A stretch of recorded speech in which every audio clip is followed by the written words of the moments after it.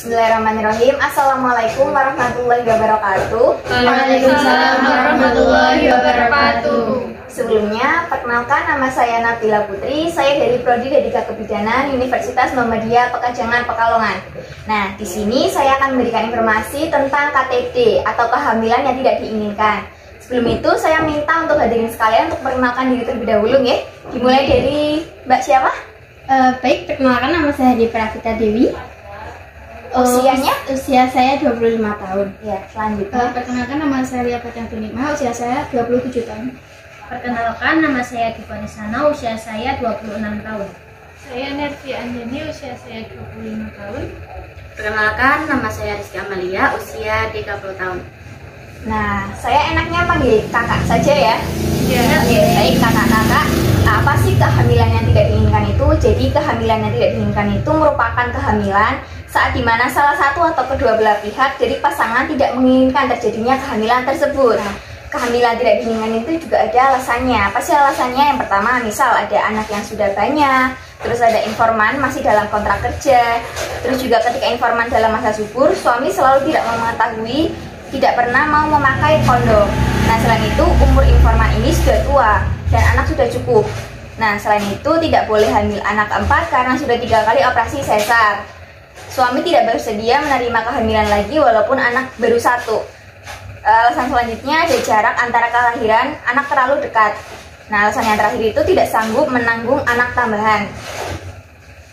Nah, faktor-faktor yang dapat mengaruhi kehamilan yang tidak diinginkan ini ada beberapa. Pertama, ketidaktahuan atau minimnya pengetahuan tentang perilaku seksual yang dapat menyebabkan kehamilan. Terus juga tidak mengutamakan alat kontrasepsi, terutama untuk perempuan yang telah menikah. Selain itu, pemerkosaan terhadap perempuan. Nah, selain itu juga ada kondisi kesehatan tubuh yang tidak mengizinkan kehamilan. Selain dari tadi ada persoalan ekonomi, juga ada alasan karir atau masih sekolah, terus juga ada kehamilan karena incest, terus juga ada kondisi janin yang dianggap cacat berat atau berjenis kelamin yang tidak diinginkan. Nah, tadi kan faktor-faktor, ini juga akibat yang timbul dari kehamilan tidak diinginkan.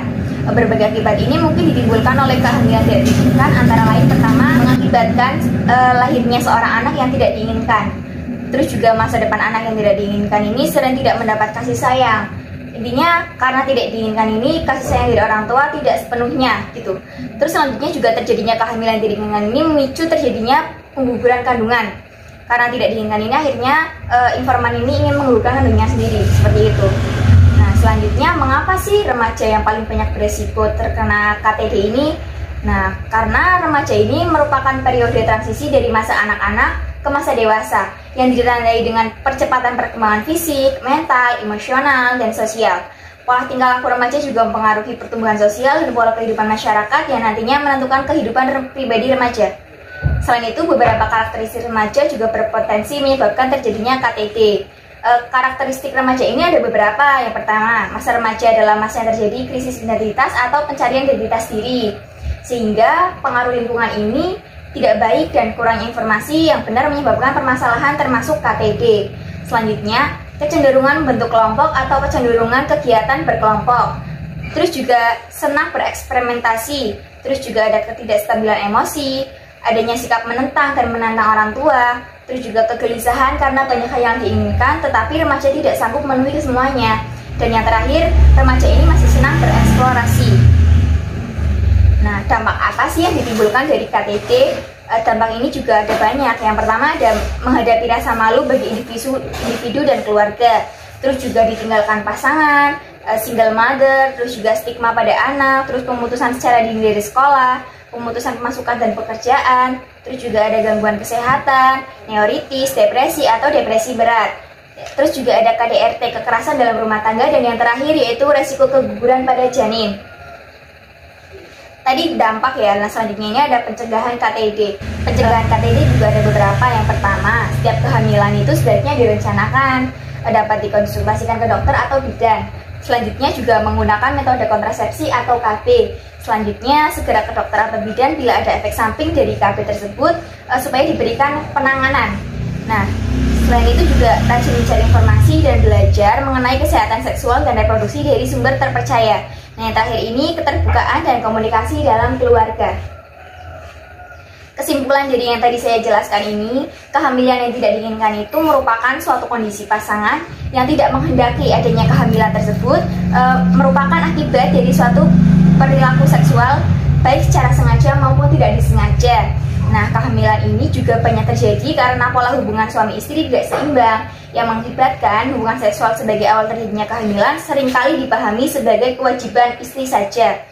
Selain itu, istri juga diposisikan untuk melayani suami kapan saja, sementara akibat dari hubungan ini bila terjadi kehamilan hanya istri seorang yang menanggung. Selain terjadi pada remaja, KTD ini juga banyak terjadi oleh ibu-ibu yang keluarganya harmonis. Nah, tadi demikian penjelasan dari saya tentang KTD. Apakah ada yang ingin ditanyakan? Saya ingin bertanya Mbak Nabila. Dia monggo. Tadi kan Mbak Nabila kan menjelaskan bahwa remaja itu rentan terhadap terkena kehamilan tidak direncanakan, ya Mbak.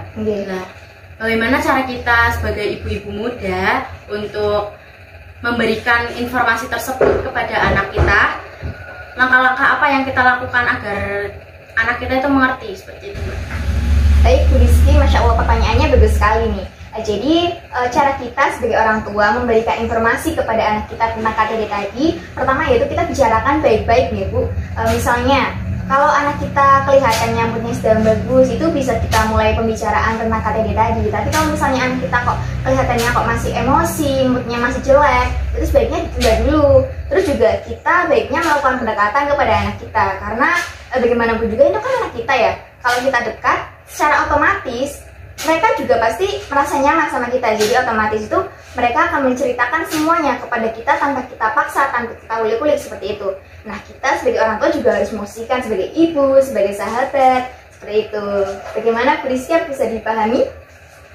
Iya Mbak Nabila, saya paham atas penjelasan Mbak Nabila tadi. Baik, terima kasih. Apakah ada lagi?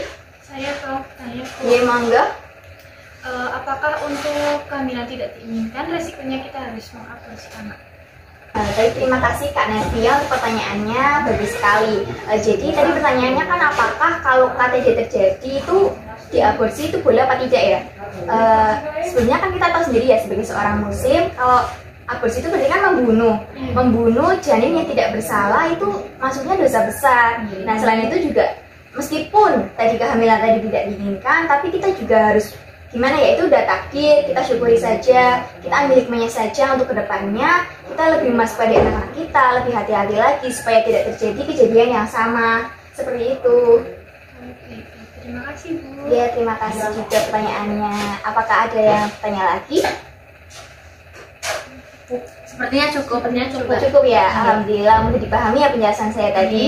Alhamdulillah. Baik, terima kasih kakak-kakak dan ibu-ibu atas kerjasamanya. Kalau ada salah kata saya mengucapkan mohon maaf. Sekian dari saya. Wassalamualaikum warahmatullahi wabarakatuh. Waalaikumsalam warahmatullahi wabarakatuh. Terima kasih. Terima kasih Mbak Nabila.